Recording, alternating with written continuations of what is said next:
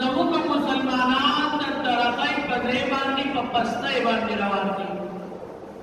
ذلت طرف ته روان دي،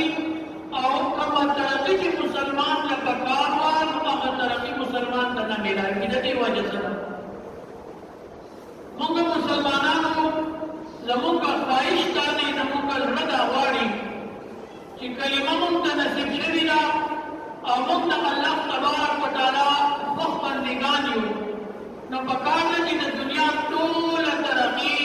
دا هم زموږ وي. موږ په دنیا کې ترقي یافته خلک وي، او کوم خلک چې د الله تبارک وتعالی سره